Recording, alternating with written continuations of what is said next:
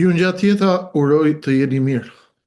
Në këto ditë të fundit të vitit kemi ende për të folur. Kemi ende për të folur shumë çështje të rëndësishme të jashtëzakonshme sepse një tjetër përplasje e fortë fatale, thyerje kockash, mund të ndodhë këtu në Ballkanin tonë. Somaliland, një ngjarje e madhe, e cila ka tronditur rendin global, njohja e Izraelit për Somalilandin, a do të përplaset Izraeli me Turqinë këtu në Ballkan, dhe cilët janë skenarët, po Edi Rama, cila do të jetë funksioni i tij, roli i tij dhe skema e tij në këtë moment të ri të botës. Do t'ju shpjegoj të gjitha pak nga pak. Do t'ju flas për hierarkinë e rendit dhe të konfliktit global. Me kujdes, dëgjoni deri në fund, sepse ajo që do ju them është shumë e rëndësishme dhe nuk do t'ju shpjegojnë dot me këto imtësira në kanalet të tjera. Një përplasje e madhe është duke u nisur në rend global. Ju këtë tashmë e dini, por çfarë pritet të ndodhë? Si mund të ndodhë? Çfarë po bëhet për t'ju parapërgatitur kësaj përplasje të madhe? Si po përgatiten aktorët, lojtarët dhe faktorët për këtë përplasje e cila do të bëhet në mjet të mëdhenj? Kush janë lojtarët kryesorë të globit? Ju këtë e dini dhe ju a përsëris sërish. Janë Shtetet e Bashkuara të Amerikës, Rusia, Izraeli dhe Kina. Ose SBA-ja, Kina, Izraeli dhe Rusia. Këta janë në majën e piramidës së hierarkisë botërore, lojtarët të cilët po luajnë të gjitha gurët e shahut sot në botë, përpara përplasjes së madhe, përpara përcaktimit të kufive dhe të botës së re, përpara përcaktimit të zonave të influencës, të cilat duhen në këtë moment të rjeshtohen pa asnjë diskutim dhe të tregojnë se cilën anë do të mbajnë. Ju a kam thënë, nuk mundet më të ketë një këmbë këtu dhe një këmbë atje. Të gjithë duhet të marrin anë. Ka një konflikt në lindjen e mesme, të cilin ju e dini, u a kam shpjeguar, nuk jam marrë shumë me të. Tani, edhe në Afrikë, edhe në Azinë Qendrore, sepse jemi marrë pak me ngjarje të mëdha këtu të Shqipërisë, sepse në Shqipëri është në miniatur duke ndodhur ajo që po ndodh në vendet e mëdha.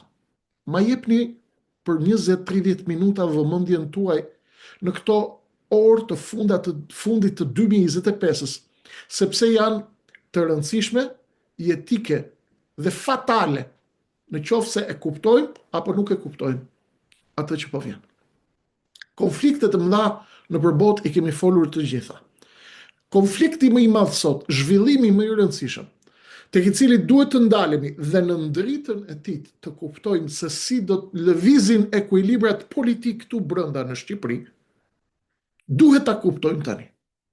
Somaliland është një tokë, është një copëz, është një republikë që se njeh kërkush në botë, në Somali, e cila ka shpallur pavarësinë prej 1991.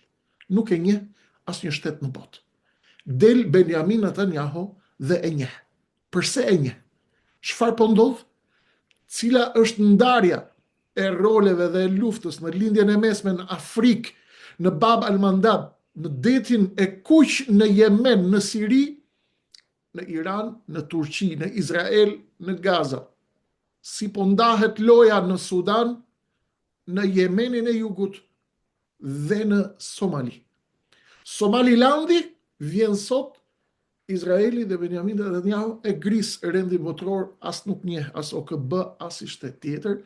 Njohja e Somalilandit është një akt të cilin Benjamin Netanyahu dhe Tel Avivi e ka bërë për të treguar se ai ka një vullnet për ta marrë edhe këtë pjesë të rajonit në akordin abrahamik, të përgatitur nga amerikanët, të cilët e duan këtë akord për gjithë rajonin. Kush janë lojtarët dhe si janë lojtarët, këtë do ta shpjegojmë pak më poshtë.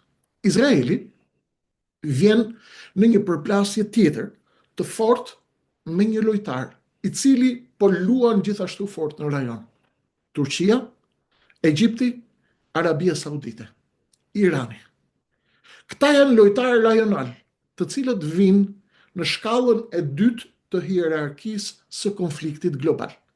U a thash, hierarkia në majën e piramidës janë SBA-t dhe Kina, po shtyre janë Izraeli dhe Rusia. Këta po vendosin gurët e shahut në lindjen e mesme në Afrikë, në Azi Qendrore, në detin e Kinës Jugut, në Venezuela, në Amerikë Latine dhe në Ballkan dhe në Europë.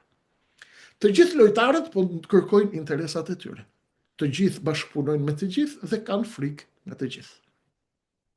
Lojtarët e mëdhej po ndajnë dhe po coptojnë lokma të gjitha ato vende të cilat mund të shërbejnë si baza logjistike dhe ushtarake për kontrollin e zonave strategjike në botë.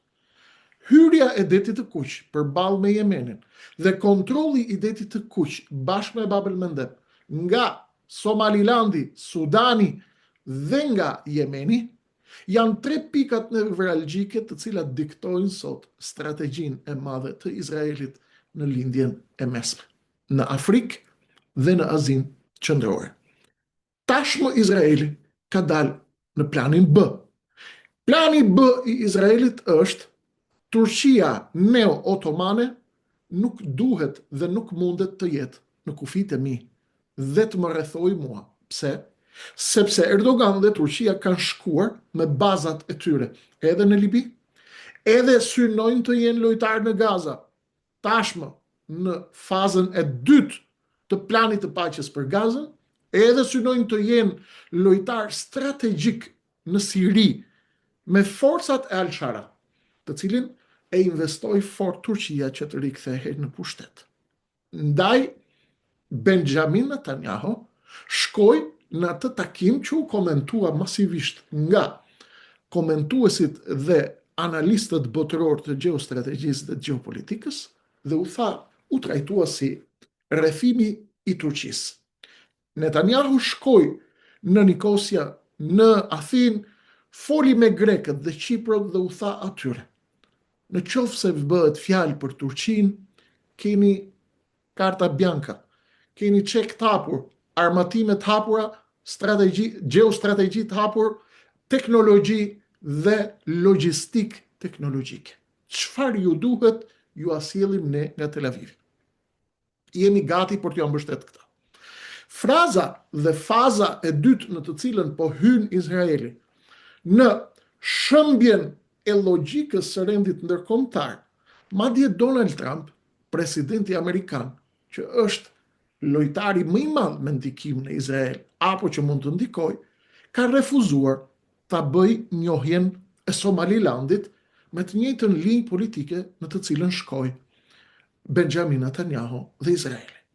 Turqia e ka refuzuar fuqimisht, sepse Turqia, Arabia Saudite, Pakistani, Egjipti, Irani dhe shumë lojtarë të tjerë, që janë lojtarë rajonal, jo në nivel botëror, e kanë refuzuar njohjen e Izraelit për Somalilandin.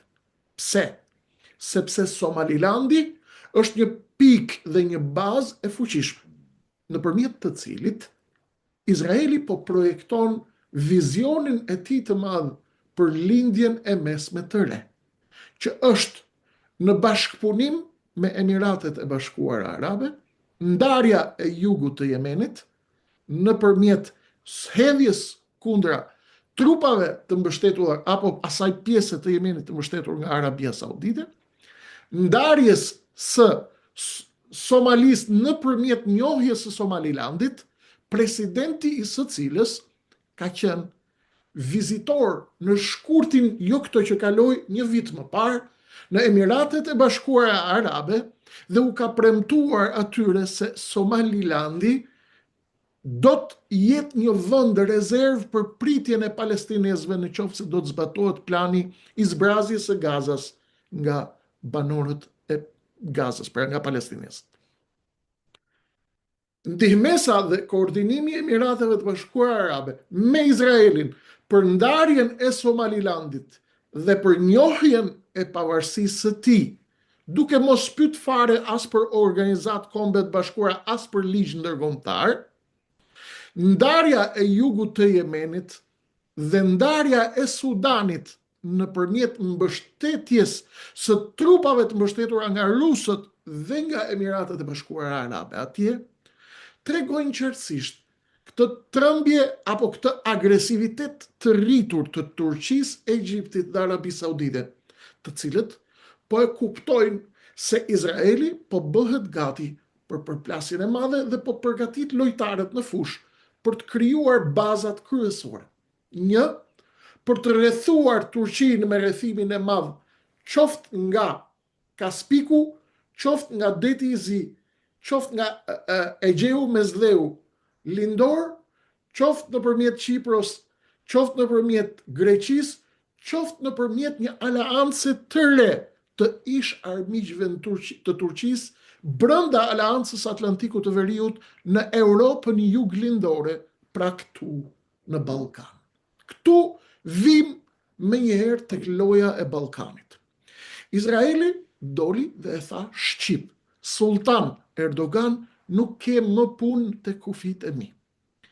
Sultan Erdogan duhet të largohesh nga kufit e mi, sepse Izraeli e ka frikë një bashkëpunim dhe një rritje dhe një kooperim ushtarak të fortë ndërmjet Turqisë dhe Sirisë, e cila ishte një nga investimet më të mëdha të Turqisë që u bën në bashkëpunim edhe me amerikanët, por edhe me një bashkëpunim pak më të tërhequr të Izraelit, i cili ishte dakord që Turqia t'i fus një shkelm Iranit dhe ta nxjerrë atë nga Siria, por të jetë Siria aty. Megjithse Turqia e përzuri Iranin bashkë me Rusin nga Siria, Izraeli nuk i zë më bes as Turqisë, ndaj dhe Netanyahu shkoi në Nikosia dhe u tha 3 liderëve të Greqisë dhe të Kipros, më keni mua, unë do ju armatos, do ju jap para, armatime, logjistik dhe teknologji.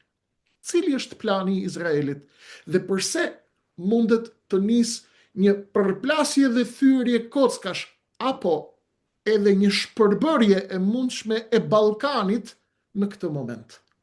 Prandaj unë ju them, qëndroni me mua.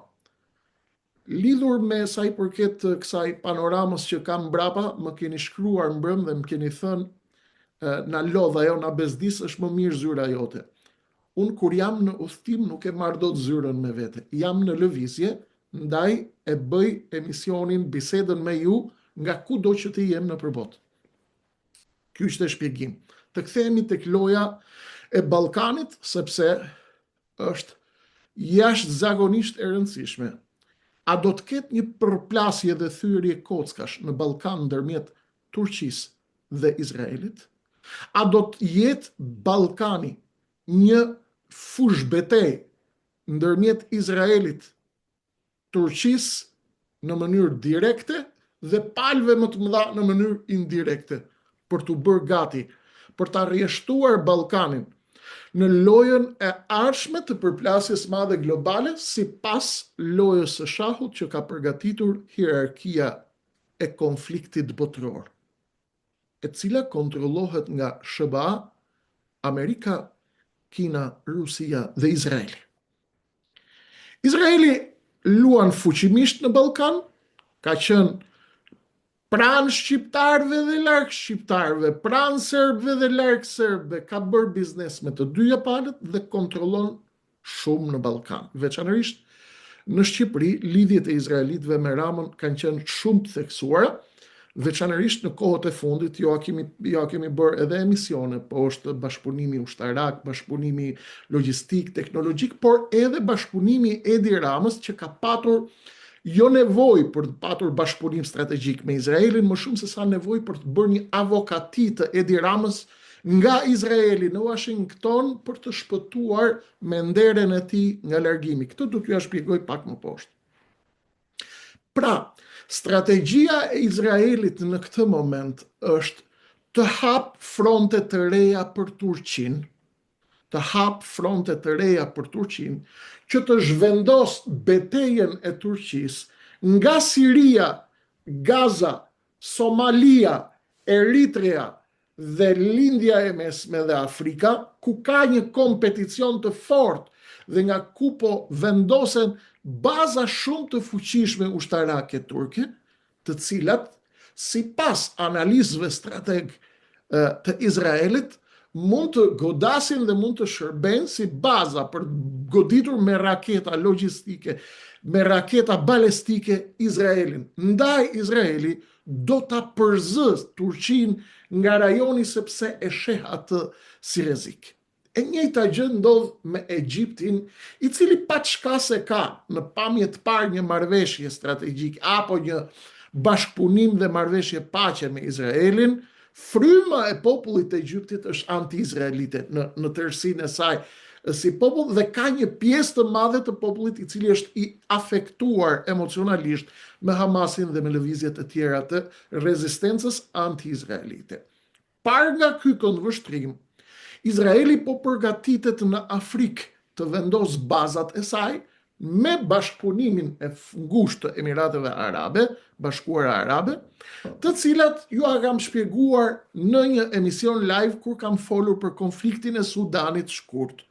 Si janë të ndara atje ekuilibrat e forcës ndërmjet forcave qeveritare, mbështetura zyrtarisht nga SBA-ja, BE-ja, Turqia dhe nga shtetet të tjera arabe, por edhe forcat e tjera të cilat bëjnë betejën e gjakut dhe të floririt, siç ju kam shpjeguar, bashkëpunimi Emirateve të Bashkuara Arabe nën tekst Izraeli me Rusin kundër këtyre forcave. Tashmë Izraeli po ndërton bazat e tij logjistike në Afrikë për kontrollin e Bab el-Mandeb dhe të Gjirit të Adenit, kjo pikë strategjike shumë e fortë, e cila është një linjë strategjike, një korridor shumë strategjik i ekuilibrave dhe i balancave ekonomike botërore, sepse është një vend ku kalon një pjesë e madhe e tregtisë botërore. Amerikanët, të cilët kanë baza në rajon, edhe pse kanë qenë të përplasur apo në konflikt me Huthët e Jemenit, Amerikanët deri tani nuk kanë pranuar që këto baza amerikane të shërbejnë për të përplasur me Huthët dhe me Jemenin, por kanë qenë aty. Izraeli në këtë moment tenton ta zhvendos luftën e Erdoganit dhe të Turqisë nëpërmjet rrethimit të saj të plot nga Kaspiku në Greqi, në Mesdheun Lindor dhe në Afrikë, për të rrethuar dhe për të kontrolluar lojën e madhe të rajonit, dhe synon tashmë Izraeli që ta transferoj betejën e Turqisë nga Siria dhe Afrika pranë saj, duke e transferuar në juglindjen e Europës perëndimore dhe në Ballkan. Si ndodh kjo? Nëpërmjet akordit të ri ndërmjet Izraelit, Greqisë, Qipros, por edhe nesër të Rumanisë, Bullgarisë dhe Hungarisë, vende tek të cilat Izraeli do të synojë të zgjojë damarin armiqësor historik të tyre, ndërmjet tyre dhe Turqisë, duke e nxitur atë luftën me atë që quhet rreziku neo-otomanist, i cili vjen nga sultani i Bosforit. Sultani i Bosforit, Recep Tayyip Erdogan, i cili pas 2 viteve mund të mos jetë fare, pas 3 viteve mund të mos jetë fare, mund të vi e djathta liberale, në Turqi pas 2 vitesh mund të ketë ngjarje nga më të paparashikueshmet në botë. Por megjithatë le t'i referohemi status quo-s. Turqia e sheh lojën nga Bosfori dhe po përpiqet të ndërtojë me kompasin e saj lojën e saj të influencës rajonale, me të cilën herë merret vesh me amerikanët dhe me Izraelin dhe herë përplaset fuqimisht me ta. Turqia synon që të ketë një këmbë të fortë në Ballkan, dhe këtë këmbë në Ballkan e ka nëpërmjet ndikimit të saj në Bosnjë-Hercegovinë, në Kosovë, në Maqedoninë e Veriut dhe pjesërisht në Shqipëri. Turqit dhe amerikanët shpesh bien dakord për formula të një kontrolli të Turqisë për Ballkanin, por duhet kemi parasysh se amerikanët tentojnë të japin Turqisë një zonë kontrolli, por jo një zonë dominance totale.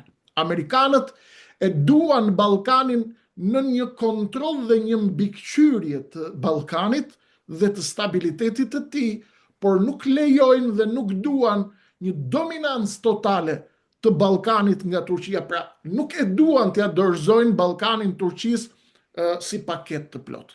Izraeli vjen në këtë moment dhe zgjon armiqësitë historike ndërmjet popujve ortodoks të Ballkanit, dhe këtë e kemi parë edhe të qëndrimet e fundit agresive të Aleksandar Vučić dhe të Beogradit, i cili para disa kohëve me Ivica Dačić i këndonin Osman Aga. Osman Aga i këndonin Erdoganit, tek ai dëfrente dhe hante mish të pjekur me slopot me Aleksandar Vučićin dhe me Milorad Dodikun atje tek sofra e miqësisë në Beograd ndërmjet Ankaras dhe Serbisë. Pra, Turqia synonte të ishte një lojtar balancues ndërmjet të gjitha forcave dhe shkonte u priste me këngë atje. Kohët e fundit, Izraeli e ka aktivizuar Serbin për ta hedhur kundër Turqisë në mënyrë dhe shtetet e tjera si Rumania, Bullgaria, Greqia, Qipro dhe Hungaria kundër Turqisë, sepse Izraeli synon që nëpërmjet këtij hapi të transferoj betejën e Turqisë nga fronti i lindjes mesme i Afrikës dhe i gjirit të Adenit për në Ballkan. A mundet të jetë precedenti rrezikshëm njohja e Somalilandit, të cilin nuk e njeh asnjë shtet në botë? Është shpallur shtet në 1991 dhe tashmë e njeh Benjamin Netanyahu.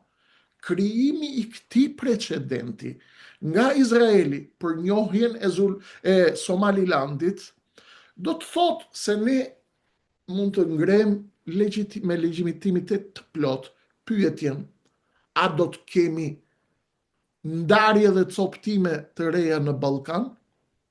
A mundet të ndahet Bosnia-Hercegovina? A mund të ndahet Kosova? Këto fillimisht, po Maqedonia, po me shqiptarët çfarë mund ndodh nesër efekti zinxhir, sepse Benjamin Netanyahu e hapi lojën në Somaliland, nuk pyes për OKB-fa, edhe pse amerikanët nuk i shkuan nga pas. Nuk e ndaluan. A kemi këtu një precedent?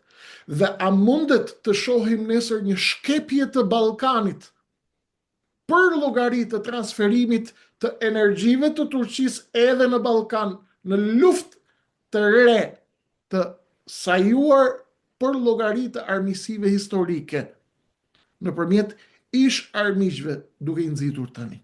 Kjo është pyetja e madhe. Po nëse nesër Izraeli njeh Republika Srpska dhe ajo shkëputet nga Bosnia-Hercegovina, a mund të hap kjo rrugën për Vučićin të kërkojë ndarjen e veriut të Kosovës, apo një formalizim urgjent të zajednicës dhe të Bashkësisë Komunave Serbe, Asociacioni i Komunave Serbe? Loja është të jetë kritike. Dhe në këtë përplasje të madhe, forcat rajonale, të cilat ndjekin lojën globale dhe nga ana tjetër përgatiten me kujdes të forcojnë rolin e tyre rajonal dhe të tentojnë të dalin në fuqi globale. Në rast të një përplasje të fortë, thyerje kockash mes Izraelit dhe Turqisë në Ballkan, ne do të shohim shpërbërje shtetesh në Ballkan dhe ndryshim kufish. A do të vi kjo në fund të lojës në favor të shqiptarëve apo jo? Këtë e din amerikanët dhe çorba gatuhet nga lugët e mëdha. Dhe populli ynë i dashur thot: çfarë ka vorba që zije, e di luga që e përzije. Pra lugët që e përzijnë çorbën e din se çfarë mund të jetë duke u bërë. Por njohja e Somalilandit krijon precedentin pa diskutim. Dhe nesër Serbia thot: ne njohim dhe ftojmë shtetet e tjera, përfshi Izraelin, i cili është i interesuar të transferohet konflikti i Turqisë në Ballkan, për ta larguar nga kufit e tij në Siri, në Sudan, në Eritrea dhe në lindjen e mesme në tërësinë e saj. Kjo përplasje ndërmjet Izraelit dhe Turqisë, nëse ndodh në Ballkan, do të paguajmë fatura të mëdha dhe do shkojmë drejt zhvillime të mëdha. Dokumenti i fundit strategjik i SBA-ve tregon që Amerikanët nuk do të lejojnë destabilitet të Ballkanit. Këtë e ka kuptuar i pari Rama dhe më pas shokët e tij, bashkëpunëtorët e tij në opozit. Dhe Rama në këtë lojë do të përpiqet të luajë i balancuar, jo më për të vijuar pushtetin e tij, sepse pushteti i tij tashmë ka mbaruar, por për të blerë në Washington dhe në Tel Aviv një tërheqje soft nga pushteti, një tërheqje të butë, pa hakmarrje, pa fatura të mëdha dhe pa goditje fatale, sepse largimi i Ramës është i padiskutueshëm. Është vetëm çështje javësh dhe muajsh të pakta. Ndoshta shpjegimi im i këtyre detajeve me këto analiza ju jep ju të kuptoni se përse dikush dhe çdo kush që nuk është sharlatan, idiot dhe kërkues lajkesh dhe klikimesh, nuk mundet t'ju thot se cila është minuta, ora e sakt dhe dita e sakt në të cilin largohet Edi Rama. Por nuk ka diskutim që është brenda 2-3 muajve të parë të 2026-ës, në qoftë se nuk ka ngjarje katastrofike në nivel global. Rama i dyzuar ndërmjet Izraelit, Amerikës dhe Turqisë do të premtoj të gjithëve atë që duan në mënyrë që të bëjë një tërheqje të butë. Izraelitëve u thot jam me ju, Turqisë i thot jam i detyruar të jem në anën e Amerikës dhe nga të gjithë do të tentoj të blej kohë, në mënyrë që të mos bëj gabime dhe të mos paguaj fatura në momentin që do të tërhiqet nga loja. Amerikanët duan stabilitet me çdo çmim në Ballkan. Ndaj dhe ka fillu kërbaçi në Tiranë nëpërmjet SPAK-ut për të larguar kastat hajdute, sepse duan të paqëtohen me popujt, që të krijohet stabiliteti dhe heqja nga loja e lojtarëve të cilët kanë luajtur dyshe, treshe ose më shumë lojra të mëdha. Kjo do të thotë që jemi përballë një loje më të madhe se të gjithë. Në qoftë se në lindjen e mesme nuk do të kemi zhvillime dramatike, do të thotë që konflikti i Turqisë me Izraelin pa asnjë diskutim, një nga fush betejat e tij të forta dhe thyerje kockash do të jetë edhe në Ballkan, nga Bosnja, në Serbi, në Kosovë, në Maqedoninë e Veriut, Hungari, Rumani, Bullgari, Greqi, Çipro, Shqipëri. Të gjithë lojtarët kanë ngrit artillerin dhe po gjujnë me goditje të përqendruar. Por të gjithë mbahen shënim, të gjithë i njohin të gjithë dhe të gjithë janë gati për të paguar faturat, sepse përplasja e madhe botërore e ardhshme do të jetë thyerje kockash. Shqipëria jonë e dashur, në mesin e këtij oqeani të madh, duhet të bëhet gati me popullin i cili në përgjithësi nuk e ka e fortë idenë se çfarë po ndodh. Populli ose bën humor, ose më thot mua te komentet bravo qoftë Krishnik, që na shpjegon kaq bukur. Dikush tjetër thot na çave derrasat e kokës. Për na duke fol, por ne nuk e dim kur do iki Rama, kur do iki Berisha. Kush ju thot kur do iki me minut? Është një kokër mashtruesi. Dhe unë nuk bie në nivelin e ordinerve dhe të mashtruesve, të lajkeve dhe të klikimeve. Unë do të flas sot, edhe do të flas edhe pas 5 vjetësh, edhe pas 20 vjetësh, në qoftë se i madhi Zot na jep leje me jetu, me marr frym dhe zemrat tona të rrahin.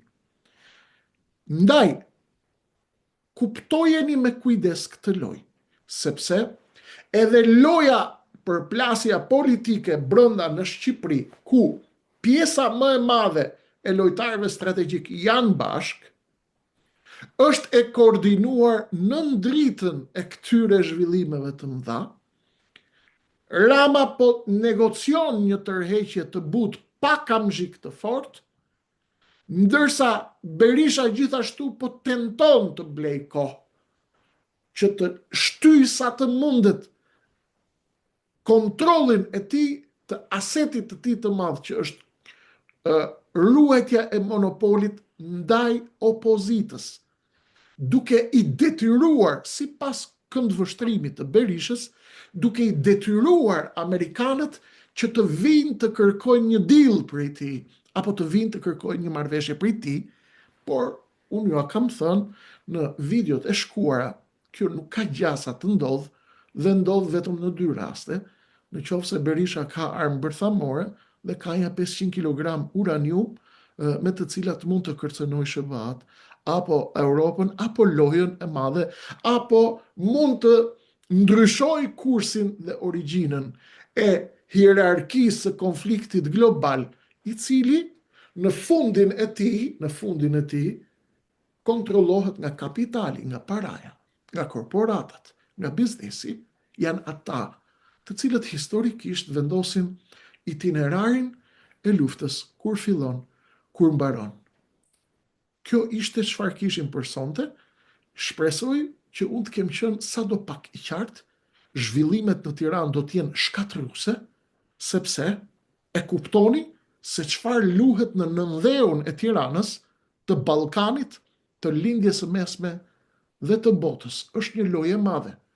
Do të ndahen lokma copat e vendeve dhe do të bëhen baza ushtarake, logjistike për dominancë gjeopolitike dhe rrjeshtim gjeopolitik për kasaphanën e madhe, që është përplasja e madhe globale, që do të vi në vitet e afërta në vijim.